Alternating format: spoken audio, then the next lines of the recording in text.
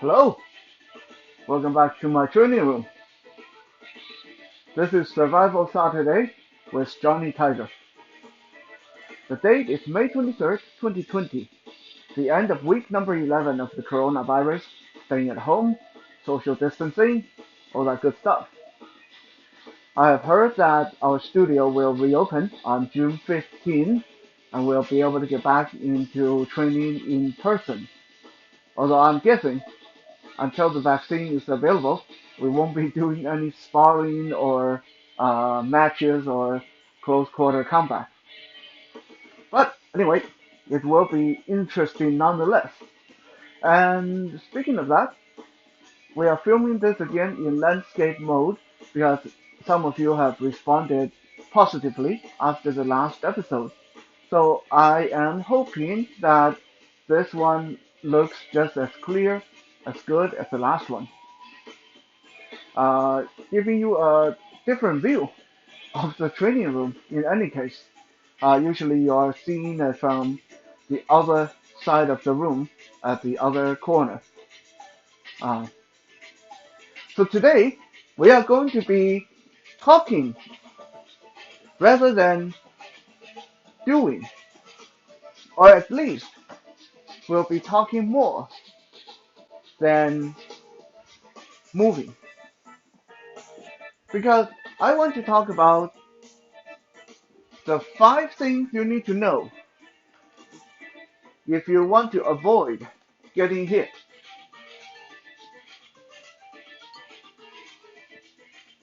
I get asked this question all the time. When you're blind and you can't see someone taking a swing at you, how do you avoid getting hit? How do you block? How do you dodge? How do you duck? And I hope by the end of this episode, you will gain some knowledge in how I do it. Because there is no magic. It's not like a lot of people who watch Daredevil will tell you. It's because blind people, they hear the rustle of the clothes, or they feel the vibration of the ground, and they hear the wind when the person's hands moving. At least not in my case. I don't have magical ability that gives me super senses or fantastic hearing.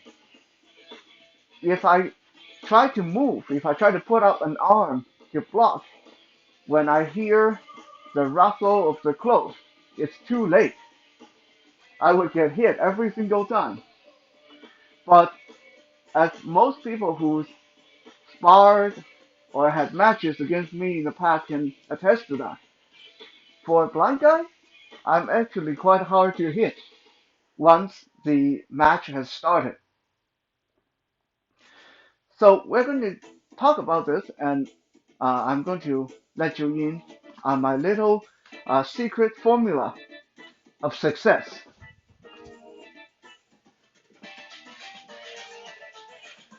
We're going to break each item up into 2 categories: in self-defense and in fighting.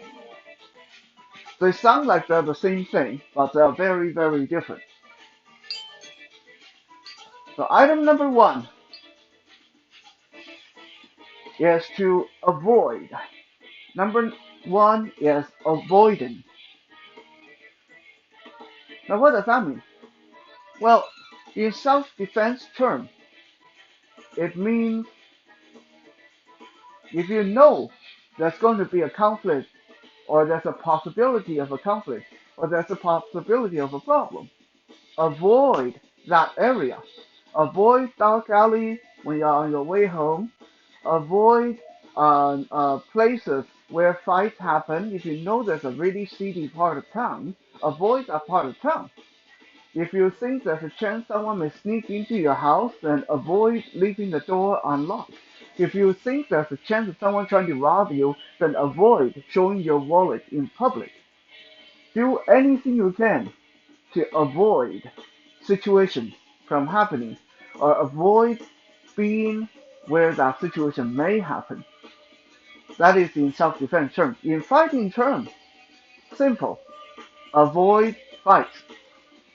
That is probably the best advice I can give to anybody out there. Avoid fights. Then you won't get hit. If there's no fight, there's not going to be a hit. Then you don't have to worry about it. Avoid annoying someone. Avoid your ego taking control of your situation. Avoid fighting.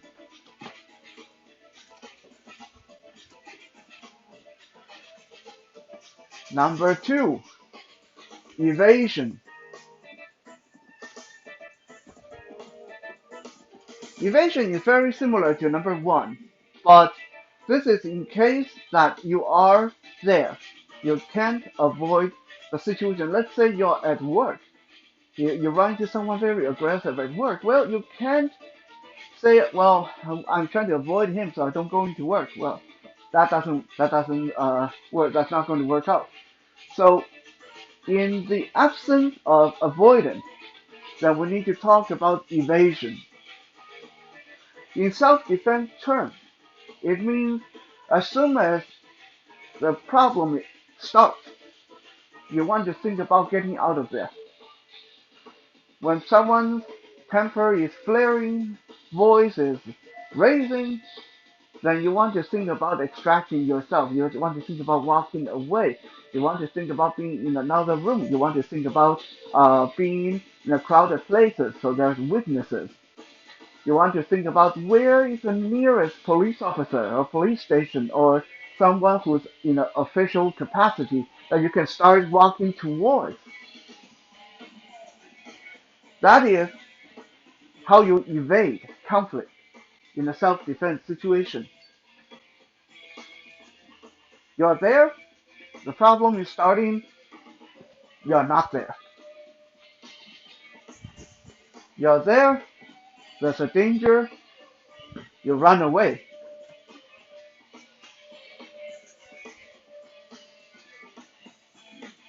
One self-defense instructor I listened to before made a really interesting point that it is amazingly hard to kill someone whose only goal is to get away. It is really hard to hurt someone whose only goal is to run away. So, in a self-defense term, evasion is your number 2 tool for not getting hit. Now, how about in a fighting scenario? Let's say you didn't avoid the fight, now you are in the fight. Well, the best way to block a punch is not be there when it gets there. So you want to be proactive. We are going to come back to this word again and again, proactive, because action will always be inaction and reaction. So do not just stand still and wait for the person to swing at you. If you think a punch is coming, move out of the way, move in, take control of the situation. If you think a kick is coming, move in, move to the side, take control of the situation. Avoid being there when that hit happens. If you think a person has a knife and he's going to come at you with a knife, you want to start moving behind a desk or around the table. So you don't want to be there when the knife or the stick or the baseball bat comes at you. Avoid getting hit. That is number 2.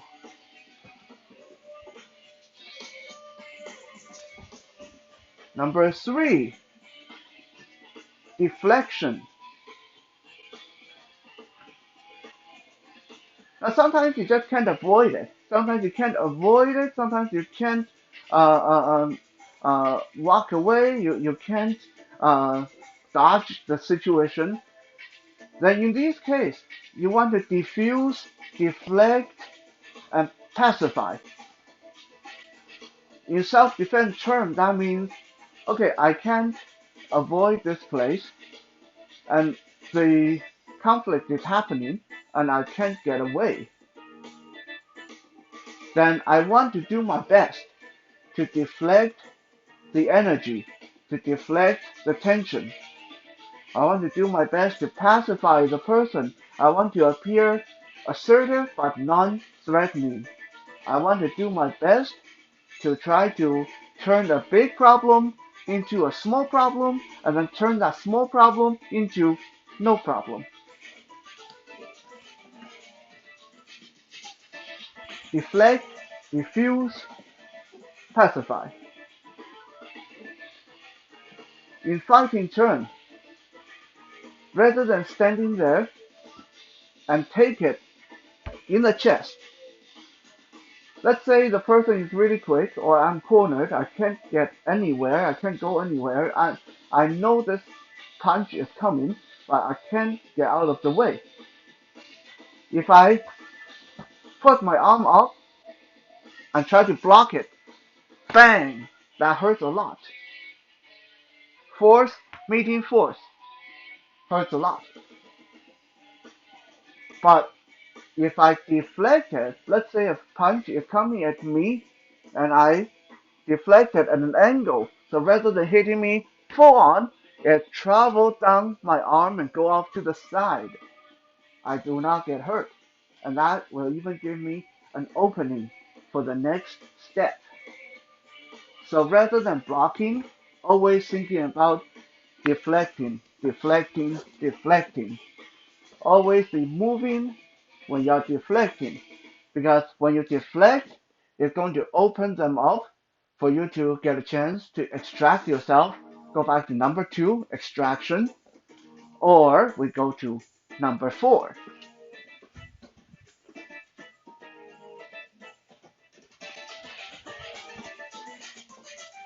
Number 4, resolution. Well, this one seems pretty obvious. In a self-defense term, let's say the person persists and we can't divert the situation, we can't head off the situation, the conflict is going to happen. Then we focus on pinpointing the problem. What is the problem?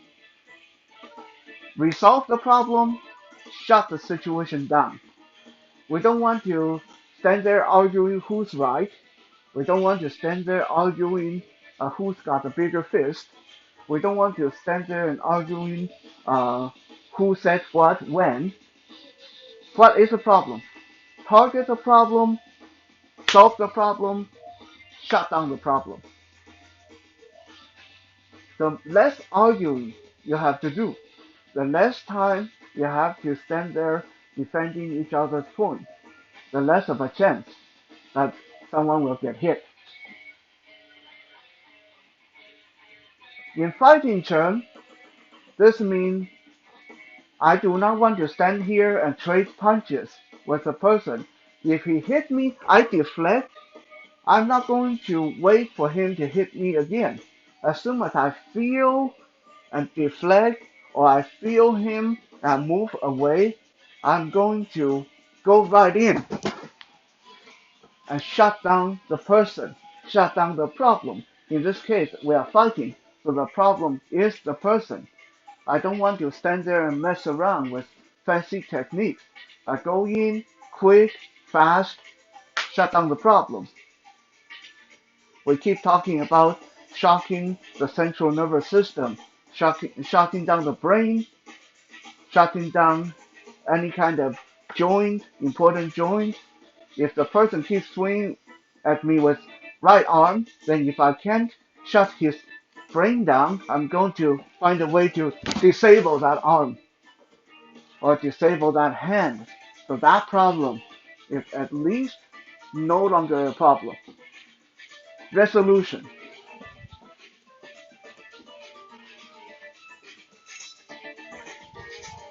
Number 5, extraction. In self-defense terms, that means after you resolve the situation, don't gloat, don't try to get that last word in. As soon as you get a chance, extract yourself. Go home. Go to your superior. Go to someone who's in an official capacity, who's going to deal with the situation. Call the police. Any chance you get, extract yourself. This way, you will avoid things flaring up again. Sometimes a situation is already resolved, but it flares up again hotter and worse than before because someone wants to stay around and get that last word in. So as soon as the problem is over, it's over. Walk away. Extract yourself. In a fight, that means after I go in and shut down the person, I do not stay there. I do not stay there waiting for them to recover. I will back away. I will extract myself, give myself enough of a distance, or walk out of this situation. Because if I stay there, if I punch someone out, I knock someone down, and I stay around, that person may get back up and suddenly he has a knife in his hand. I do not want that. If I'm fighting someone and I go in and I knock him down or knock him out, and I stand around and gloat, well, needless to say, most of you probably seen the Game of Thrones by now, so let me just remind you of that fight between the Viper and the Mountain, and you all know what happened there. Uh, so no need to dwell on that. That was a really sad ending. So don't let that happen to you. Always extract yourself when you can.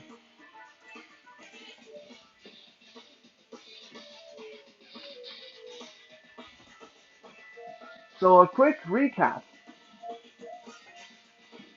5 things you need to know. Do not get hit. Avoidance,